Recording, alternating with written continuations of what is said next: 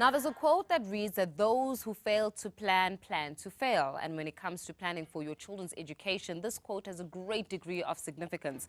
Making sure your child gets into school and gets into the school that you want, and making sure that they have enough money to pay for school, textbooks, school uniform, as well as taking that money into higher education and training, probably one of the most important things to do on your list. So here to speak to us this morning about exactly when do we start budgeting for our children's education? Do we start prenatal? Do we start postnatal? Do we start, and how do we get the finances right in a culture in South Africa when many of us actually are simply not able to afford saving? We've got the acting CEO from the South African Savings Institute, Gerald Mwandiambira, and of course we invite you at home as always to be part of our conversation. If you want to give us a call, give Gerald a call this morning and find out more information. The number to dial is 011 4471 742, alternatively 1620. And you can also leave your comments on our Facebook as well as our Twitter pages. We'll be taking some of your questions this morning. Gerald, always a pleasure to have you in studio, although you always kind of, sharpen us every time you're in. So I'm kind of scared of what's going to happen this morning because we've got a whole lot of pigs in front of us. No, we've got a pig farm in front of us. We're going to be talking our favorite topic. It's money. And yes, money is something which really affects all of us. And we're talking about saving for education for a baby. During the lifetime of a child, you'll spend upward of 2 million rand. I'm sorry? 2 million rand. From the time that you have a baby to the time that the child is... Yep.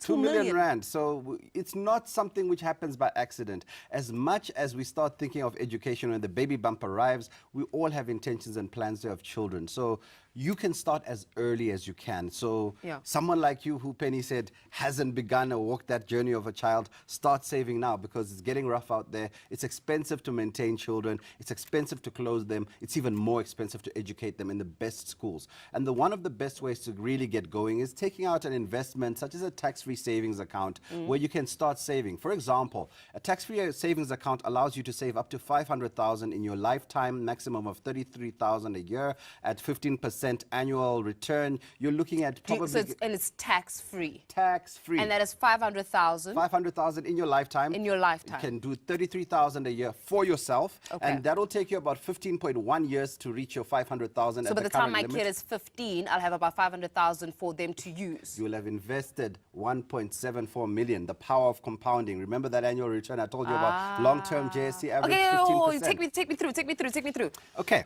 So number one, South Africa, right? Currently, and we're speaking about this, and these are the realities, because I want us, as much as we can talk finances, we talk the reality of South Africa. And we're speaking a little bit earlier with Penny as well as Mark about how even our parents were not so intentional about saving when it comes to school. It was, oh, we've got a baby, yay, and then, taking it a day at a time, so to say. So we're not intentional about saving. We're not intentional about saving for higher education and training. We're not intentional about saving to take the child to the quality school that you want. And that's a scary reality, because from preschool grades, now they go down to the grade 000, 4 zeros, they add more zeros, they'll take their child straight from the hospital if necessary, as long as you pay the fees. And it starts at like 3K, 4K, that's 4K. I heard that there's called a baby hotel school, like there's a baby hotel, do you know that? Yes, so that's 40,000 a year from second year. So you can do the maths yourself. Just by the time the child is 6, you've already spent 200,000 on a child who can't even do ABC. Okay? That's just...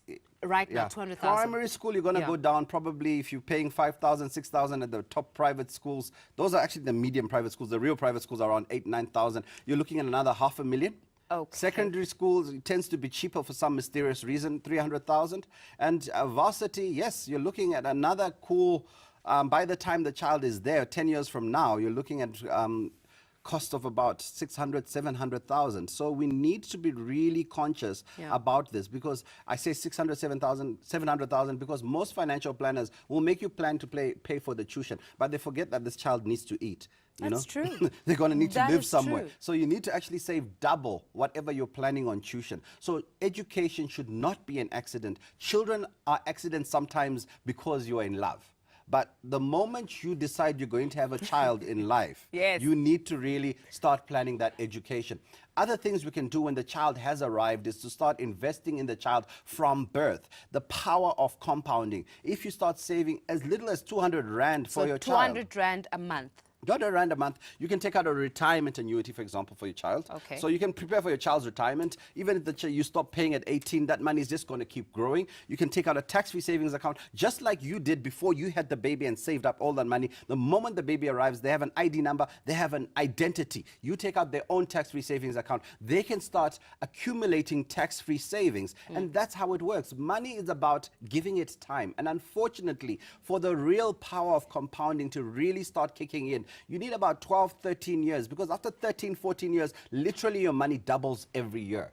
But it has to have been there for 13 years. That and is the problem true. is most of us, we start saving before year 5, we're out. And that's the problem we're facing. And as parents and as responsible citizens in South Africa, it's not about saying that I don't have enough to save. It's about how much am I willing to sacrifice, how much am I willing to commit, and am I disciplined? If you like the discipline, go for automated saving. Automated saving is great. I want you to take us step by step into the different types of savings that we can actually have and institute, because we were saying a little bit earlier on that we're actually running treasury in our homes, right? And we need, and in treasury, you prioritize the key areas. And perhaps the problem with us as South Africans is that we're prioritizing incorrectly. So therefore, the money is not going where it ought to be going for the long term. It's going for the short term. How am I doing? Definitely. We're thinking short term. Everything we do, it's reactionary. Cool. So you react because you find out that you missed, you got the 2 lines on the little stick. And it says pregnant. And it says you're pregnant. Then you know, okay, Then now you go, "Uh-oh." I'll react. Let me Got think you. 9 months from now I'm having a baby. So let me save 1,000 rand. Not enough. Okay, Not well, we're going to enough. take this to Facebook right now, because we asked you on Facebook, when is the best time to start saving for your children's education? Of course, keep the comments going there. Jay is saying that as soon as the mother conceives, a separate bank account should be open and fixed until the child gets a matric or investment that will mature after a couple of years. He or she will be able to register, pay tuition fees, as well as accommodation if necessary. So it's exactly what you were saying there. Mwandiambira saying the day that you plan to have a child, we know that some of us didn't plan, as you were talking about people are in love. Well, in your case, start the day you discovered that you're going to have one. And then Denzel saying an education plan from Old Mutual from day of birth, because everyone knows tomorrow will never come. So it's easy. And then here's an interesting one. Bongani says, it's so easy to say, but in reality, it's hard for us black people to do it. And we said this in the beginning of the show, that unfortunately there's a perception in South Africa that I can't have it. I can't save for myself, so how am I going to save for my child? Honorable saying that exactly when you're aware that you're pregnant, both are responsible. Kathleen, what education? Education does not help. Many of them saying that when he or she's in creche, here's according to Kidiboni, as well as early as possible, according to Katlego. Keep those comments coming. We definitely want to hear from you this morning. So that individual who really does believe that they're cash strapped, what happens then? Well, look, if you're cash strapped, it's really a matter of saying, how much am I willing to sacrifice? It's like losing weight. How much are you willing to want to do this thing?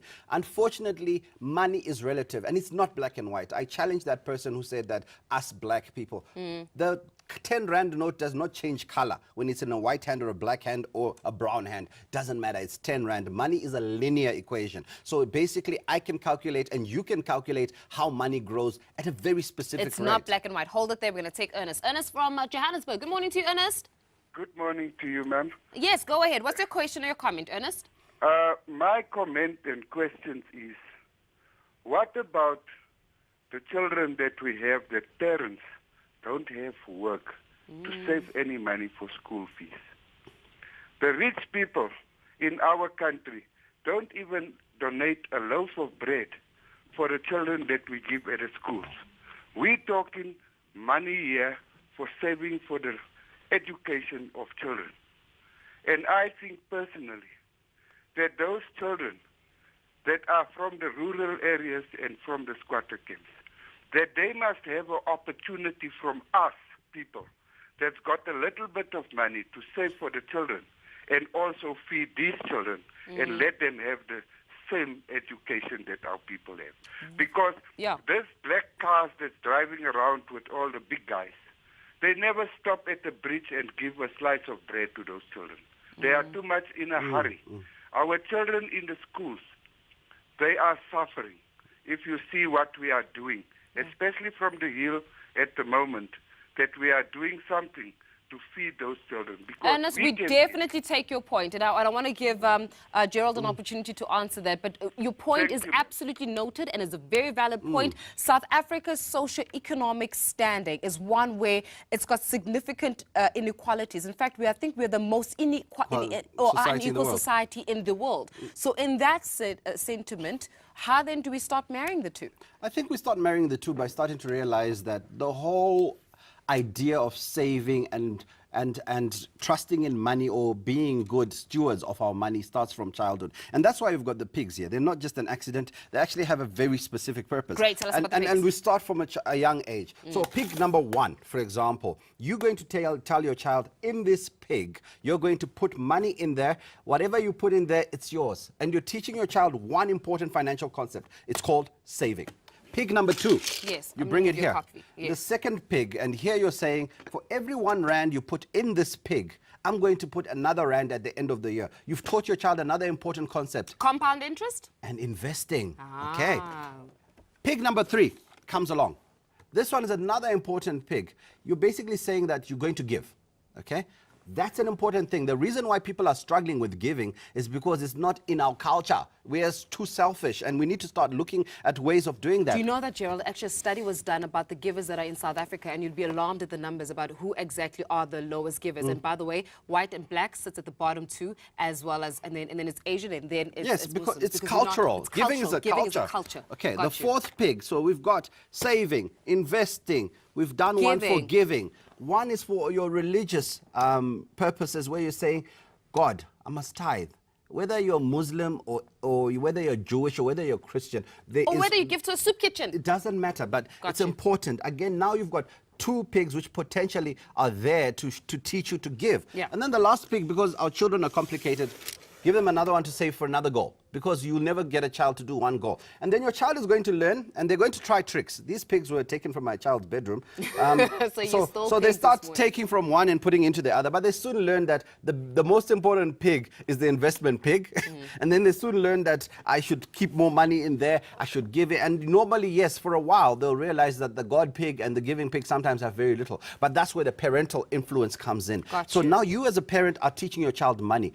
I went to school the other day, and they wanted to swipe children. And I said, no, children must know the value of these brown coins. There are no silver coins. And the reason why is that we've lost respect of the brown coin. Hence, we cannot respect the rand. To make 1 million rand, you literally need 1,000,000 1 rand coins. If you don't respect the 10-cent coin, you need 10 of them to get 1 rand. And if you don't respect the 5-cent coin, you need 2. And that's how it works. It is a mindset It's a shift. mindset. I want you to take us through the pigs again. So you've got the what pig there? You've got the normal pig? A target pig. The target pig. 1 savings target. Yes. 2 savings target, because children are complicated. We're that is complicated. the investment pig. This is investment pig. You put in there, I add in there. Got you. 3rd one, giving pig. This one's for family, friends. 1 will be for the religious God. And then from there, you've now taught your child the principles of money. When the pigs are full, you take them to the bank, you introduce them to the financial system. Now they know that, and there's a bank behind the swipe. The problem is we're working backwards. You're teaching your child that you swipe, but they've got absolutely zero idea what's happening at the back end. The back end is little coins like this. If every South African watching this show today doesn't want their brown coins, send them to me. I'll show you what they can do for your life. Gerald, always a pleasure having you in studio. Thanks a lot for joining us there. I hope you learned something, South Africa. It's all about saving and changing the mindset of South Africans so that we can become better stewards of money. Acting CEO from the South African Savings Institute, Gerald Mwandiambira, giving us the latest this morning. Do stay with us, because 7 o'clock is just about up. That means that it's time to hand you over to Mark Chase, giving us the latest in the news in English. Stay tuned.